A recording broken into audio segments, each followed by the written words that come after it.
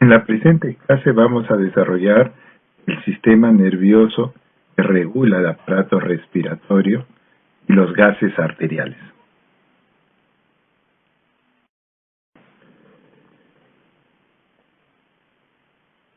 El control de la respiración está dado fundamentalmente por tres niveles. En primer lugar, por los receptores nerviosos, en donde se encuentran los receptores de adaptación lenta, los receptores de adaptación rápida y las terminaciones de las fibras. En segundo lugar, tenemos los receptores químicos, que pueden ser centrales, periféricos. Y en tercer lugar, vamos a tener el centro respiratorio a nivel bulbo-protuberancial. Los receptores nerviosos están dispuestos en el aparato respiratorio y van a través del décimo par craneal o nervio vago. El árbol bronquial, todo el árbol bronquial, dispone precisamente de receptores cuyas fibras aferentes van a ir a través del vago. Vamos a tener los receptores de distensión, generando el reflejo de Hering-Breuer, los receptores de irritación que están a nivel laringio, a nivel traqueal y a nivel bronquial. En tercer lugar, las fibras C bronquiales. También existen receptores dolorosos a nivel de la pleura parietal, a nivel de los vasos sanguíneos y de la pared de la vía aérea, cuyas fibras aferentes dependen de los nervios intercostales.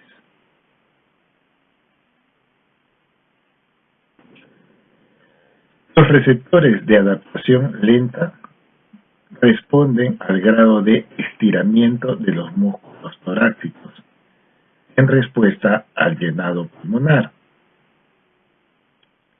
mientras que los receptores de adaptación rápida responden más bien a la irritación de las vías por el tacto o por sustancias químicas.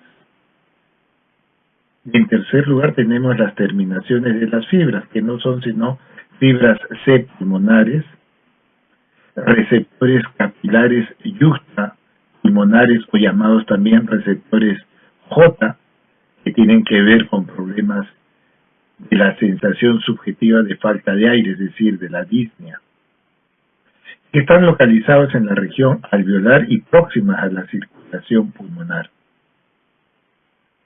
Asimismo, hay fibras C bronquiales localizadas en las vías aéreas y próximas a la circulación bronquial.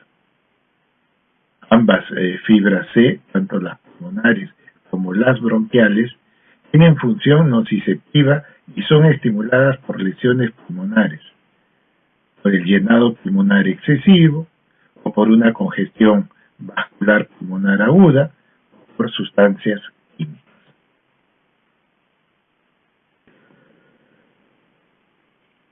El reflejo de Hering-Breuer se produce por la distensión o estiramiento, o también se denomina como el reflejo de insuflación pulmonar.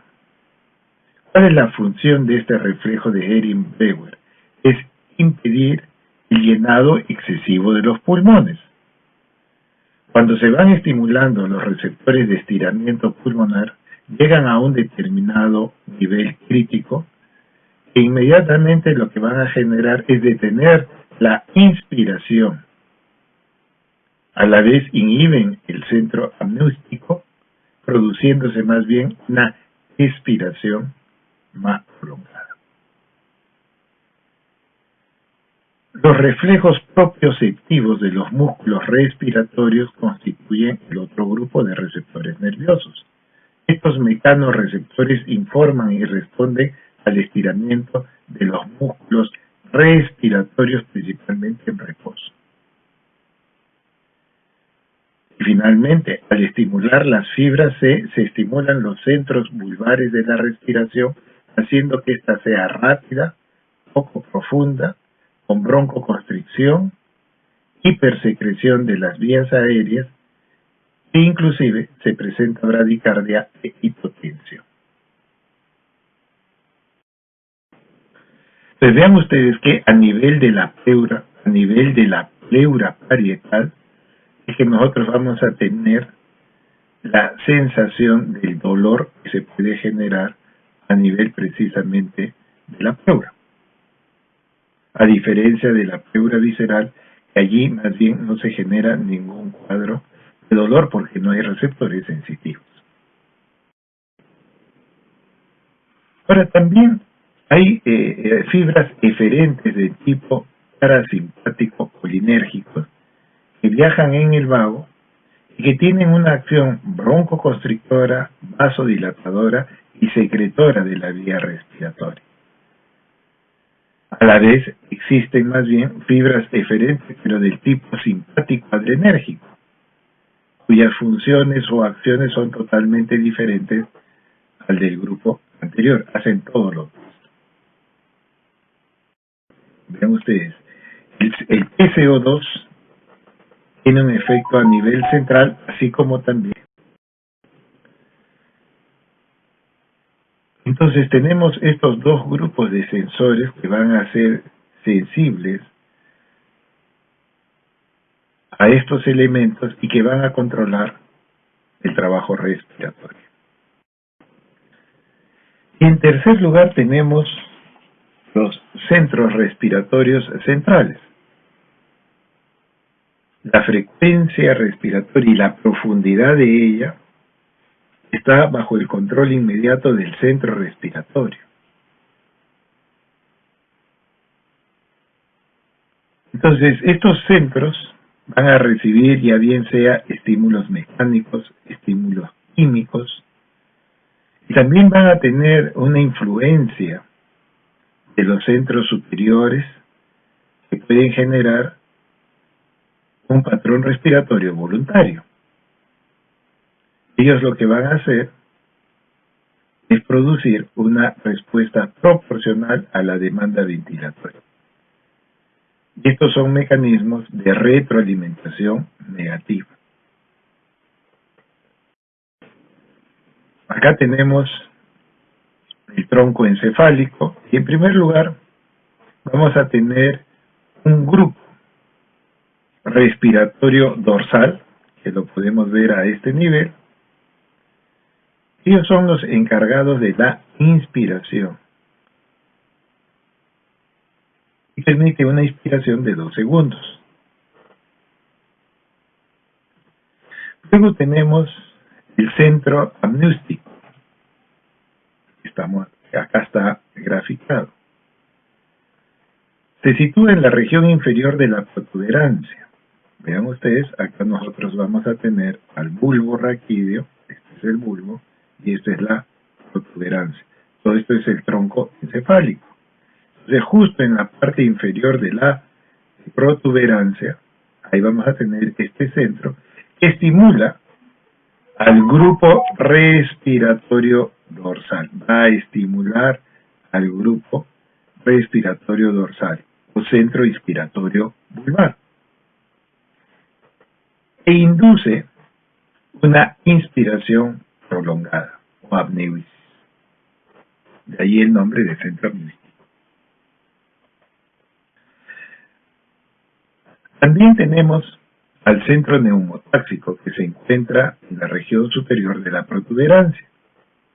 Es estimulado por el grupo respiratorio dorsal o el centro inspiratorio vulvar, como deseen llamarlo, ¿no? Ellos son los que van a estimular a este centro neumotáxico. Y ese centro neumotáxico lo que va es a inhibir al centro amniótico.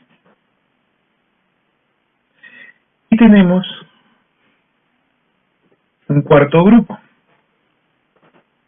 el grupo respiratorio ventral, que están inactivados durante la respiración normal. Ellos participan y permiten la expiración forzada y ayudan a la inspiración también, pero forzada. Estos son los centros respiratorios centrales, en el cual va a llegar la información tanto de los estímulos, de los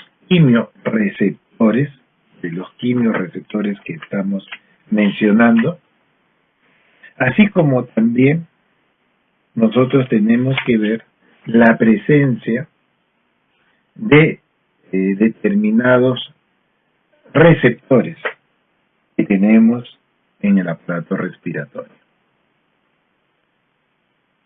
A través de ellos es que va a llegar la información a estos centros nerviosos centrales y que van a generar una respuesta. Vean ustedes, por un lado nosotros vamos a tener los receptores de estiramiento que están en la vía respiratoria, que están en los pulmones, van a llevar información hacia el tronco encefálico, hacia los centros respiratorios. Asimismo, nosotros vamos a tener los estímulos químicos, los quimioreceptores, que van a ser periféricos, pero también centrales, y que todo esto va a llevar finalmente un efecto sobre los centros de la respiración. No olvidar que hay una influencia voluntaria de la corteza cerebral, que también lleva estímulos a los centros respiratorios. Una vez que se recibe esta información, se va a generar una respuesta tanto en lo que es la frecuencia respiratoria como en la profundidad respiratoria. ¿Hay otros factores que van a influir en la respiración? Sí, como ya les venía mencionando. Hay el control voluntario de la respiración. Es que la vía nerviosa desciende de la corteza y otros centros superiores por el haz córtico-espinal a las neuronas medulares que impulsan músculos respiratorios. También tenemos los receptores J, que ya habíamos mencionado también, del pulmón. En las paredes alveolares justapuestas a los capilares pulmonares existen estas terminaciones y ellas permitirían la sensación subjetiva de falta de respiración, que es lo que se denomina la disnea. Cuando se produce el edema o la inflamación cerebral, esto puede deprimir e incluso inactivar el trabajo respiratorio por un efecto central. Muy bien, entonces estos mecanismos que van a regular finalmente la respiración van a permitir que finalmente el oxígeno llegue a la sangre, favoreciendo la hematosis. Ven ustedes, acá nosotros tenemos el aire atmosférico, que todos sabemos que está en 760 milímetros de mercurio. Pero recuerden que a este nivel el oxígeno se encuentra en un 21%, lo que significa más o menos una presión de 150 milímetros de mercurio de oxígeno en el medio ambiente, en la atmósfera. Pero cuando este aire atmosférico va a ingresar a la vía respiratoria para finalmente llegar a los alvéolos pulmonares, este aire se humidifica. Hay la presencia del vapor de agua que genera una presión de 47 milímetros de mercurio. De tal forma que vean ustedes que la presión de oxígeno, que era de 159 en el medio ambiente, cuando se humidifica e ingresa a la vía aérea, baja a 149. Y con ese valor es que este aire es el que va a llegar al alvéolo. En el alvéolo se va a producir el intercambio gaseoso y voy a ceder parte de mi oxígeno. Por eso es que la presión de oxígeno de 149 cae a 104. La del CO2, que prácticamente era 0, va a incrementarse hasta 40. El vapor de agua sigue siendo constante, eso no va a cambiar. Pues vean ustedes que el aire ya que va a salir del alvéolo, el que eliminamos del alvéolo, va a tener una presión de oxígeno de 104 y la de CO2 de 40. Pero cuando finalmente nosotros recolectamos el aire expirado, todo el aire que ha salido, recuerden que este aire expirado va a tener dos partes. Un primer componente es el aire del espacio muerto anatómico y un segundo componente que es el aire alveolar. Entonces, por eso vean ustedes cómo una presión de oxígeno de 104 se eleva a 120 porque se está produciendo una mezcla del aire alveolar más el aire del espacio muerto anatómico. Lo mismo sucede con el CO2. Estábamos con 40, ahora resulta que ha disminuido a 27. Pues bien, eso es lo que finalmente nosotros vamos a ir movilizando, finalmente como consecuencia de la respiración. Entonces, nosotros, ¿por qué necesitamos oxígeno? Nosotros consumimos oxígeno. El consumo de oxígeno corresponde al volumen de oxígeno que el cuerpo consume, utiliza y que está en relación al metabolismo de las personas. El valor normal del consumo de oxígeno en una persona es 3.5 mililitros por kilo de peso por minuto. De acuerdo a las ecuaciones de Fick, el consumo de oxígeno va a depender de la capacidad del corazón y de los tejidos para poder extraer oxígeno. Por eso vean ustedes que podemos decir que el consumo de oxígeno va a depender del gasto cardíaco por la diferencia arterio-venosa de oxígeno.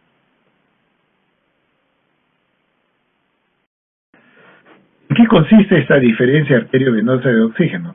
Pues representa la capacidad de los tejidos para poder extraer el oxígeno de la sangre para poder realizar su metabolismo celular.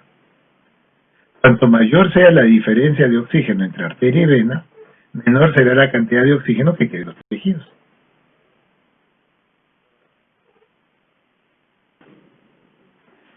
El consumo de oxígeno va a depender de muchas variables: el género, la edad, la superficie corporal, el ejercicio, la gestación, o situaciones que, por ejemplo, que pueden incrementar el metabolismo corporal, como sucede en el hipertiroidismo o en los pacientes con sepsis. El consumo de oxígeno tiene muchas variables. Y vean ustedes, esta es la forma como se realiza la prueba.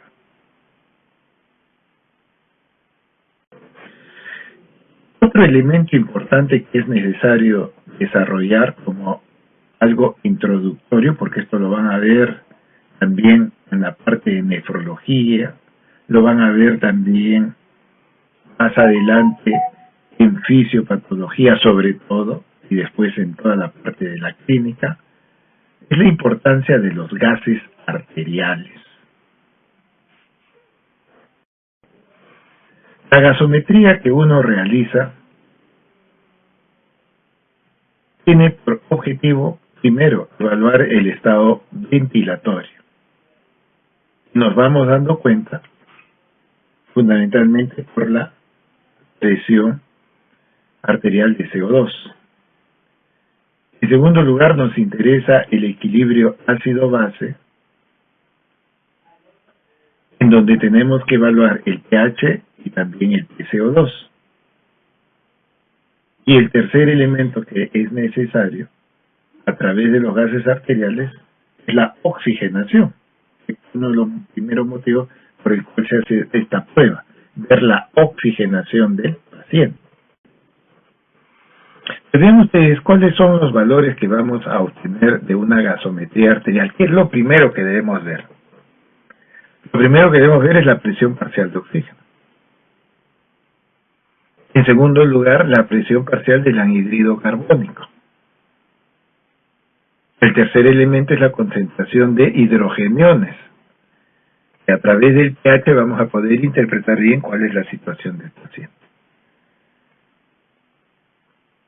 Además de estos tres elementos fundamentales, podemos evaluar la saturación de oxígeno, el nivel de bicarbonato y el exceso de gases.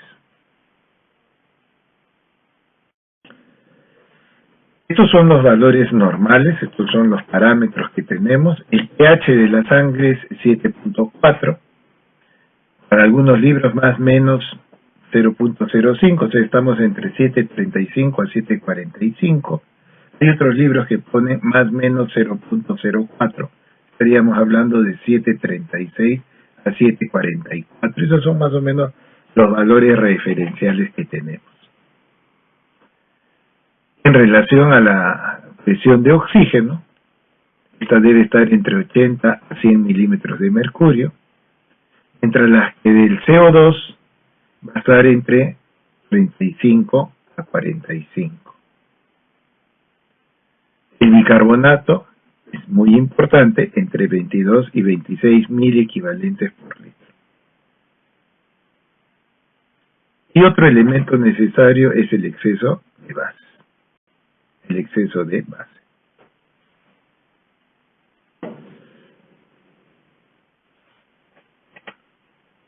El principal producto del metabolismo en lo que respecta a la producción de ácidos es el CO2.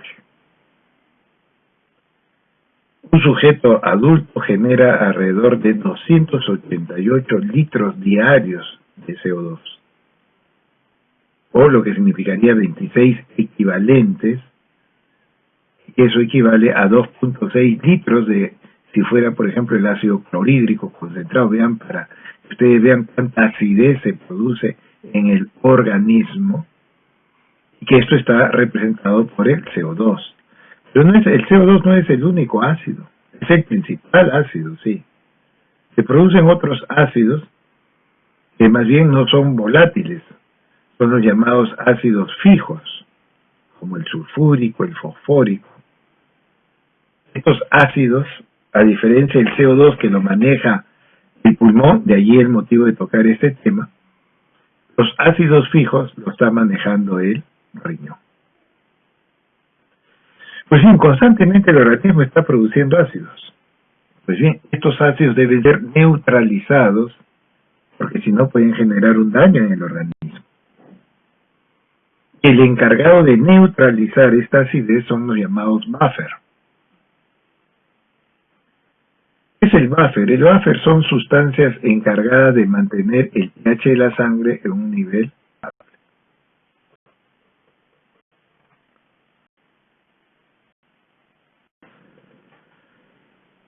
El equilibrio ácido-base consiste en mantener estable la concentración de iones hidrogeniones en los fluidos corporales. Más o menos deben haber 40 nanomoles por litro en el espacio extracelular, mientras que en el espacio intracelular tenemos alrededor de 100 nanomoles por litro.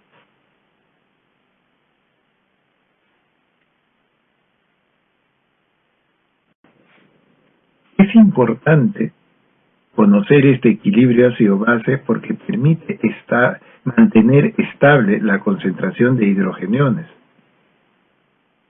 Porque si no, los hidrogeniones son altamente reactivos y pueden generar daños fundamentales en las proteínas, alterando su función e incluso llevando a la muerte celular.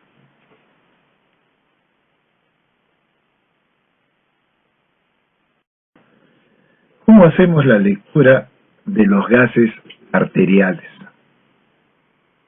En primer lugar, debemos tener presente el pH. Hemos dicho que es 7.4, más o menos 0.04 para algunos libros y para otros 0.05. Ese es el rango que se mantiene, es decir, estamos entre 7.36 a 7.44, o para otros autores 7.35 a 7.45. Ese es el rango que tenemos. Después tenemos el PCO2, que su valor es de 40 milímetros de mercurio, más o menos 4. En el caso del bicarbonato, el valor es de 24 más menos 2. El exceso de base lo tenemos más o menos más menos 2.5. Y después tenemos dos elementos fundamentales y necesarios. El PO2 que va entre 80 a 97, que nos va a medir el nivel de hipoxemia o no, si está dentro de valores normales o está dentro de valores disminuidos. Y el otro elemento que está a la par y que es necesario para poder interpretar la presión parcial de oxígeno es la saturación de la hemoglobina.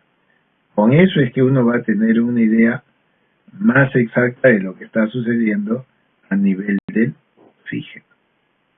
Entonces, si bien uno necesita saber cuál es la presión parcial de oxígeno, es necesario a la vez tener en cuenta cuál es el nivel de saturación. ¿Qué es lo primero que se debe hacer cuando uno ve los gases arteriales? Lo primero que tenemos que ver es la oxigenación, es lo primero. ¿La oxigenación está normal o no? ¿El paciente tiene una insuficiencia respiratoria aguda o no? Para eso tenemos que ver la presión alveolar de oxígeno.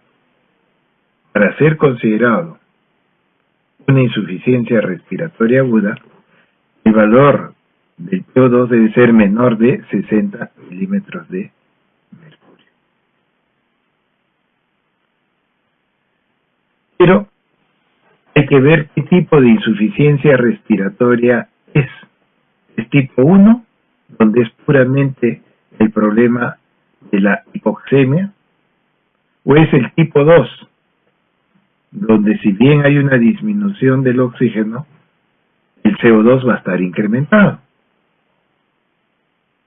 Vean ustedes que si uno ve que el paciente tiene una insuficiencia respiratoria aguda, lo primero que hay que ver es tipo 1, el paciente solamente tiene un PO2 bajo y el PCO2 está dentro de un rango normal o menor de 50 milímetros de mercurio. Ese es el tipo.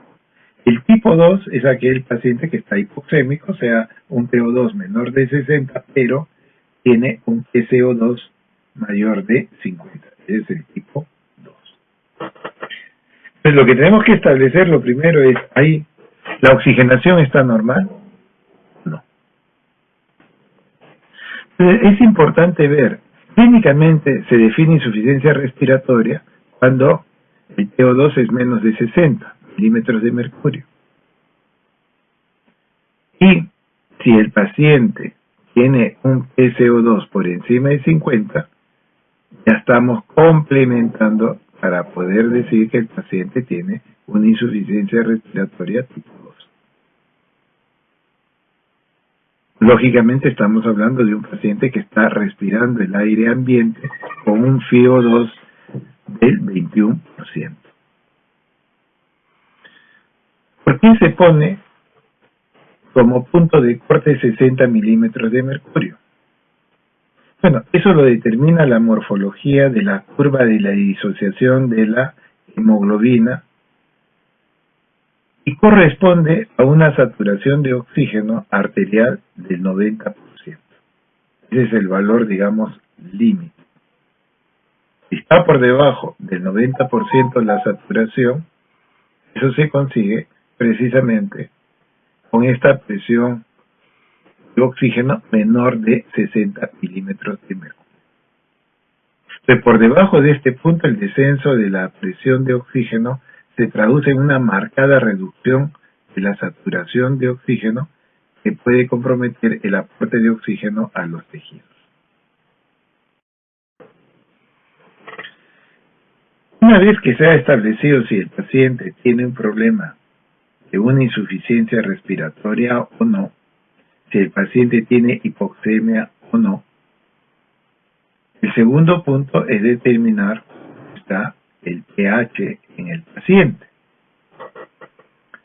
Entonces, normalmente ya hemos dicho que el pH va de 7.4 más o menos para algunos libros 0.04, para otros puede ser 0.05, de ahí no se pasa. Pero si el pH es menor de 7.36, estamos hablando de que el pH está ácido. Eso se llama la acidemia. Y lo contrario a esto es la alcalemia, cuando el pH supera el 7.44. Entonces, después de establecer si el paciente está oxigenando bien, el segundo elemento es saber cómo está el pH. El tercer paso es determinar si el paciente tiene acidemia o alcalemia. Esto es producto, en el caso de la acidemia, de un bicarbonato disminuido o por una retención de PCO2. Mientras que la alcalemia se produce si es que sube el bicarbonato o de repente baja el PCO2. Entonces vean ustedes que una vez que uno establece que hay una variación del pH, el siguiente punto va a ser establecer si esa acidemia o alcalemia está variando en relación al CO2 o al bicarbonato. De esta forma uno ya puede siquiera tener una idea de cómo se están comportando los gases y si se puede o no generar una alteración del pH. Más adelante, en nefrología, van a tener también una clase sobre gases arteriales, pero del punto de vista nefrológico. Recuerden que esto es eminentemente respiratorio. Y cuando ya se haga en fisiopatología las clases respectivas y ustedes asistan, ya estaremos hablando de los problemas de acidosis respiratoria, alcalosis respiratoria, ¿no? O si estos son problemas metabólicos. Lo que hemos querido hacer en esta primera parte es una forma introductoria de saber la importancia del oxígeno. En segundo lugar, empezar a interpretar los gases. Primero, en relación a la oxígeno. En segundo lugar, el pH. Y finalmente, en tercer lugar, para establecer cuál es el mecanismo. ¿Es un CO2 o es un bicarbonato alterado el que está generando estos cambios en relación del pH? Muchas gracias.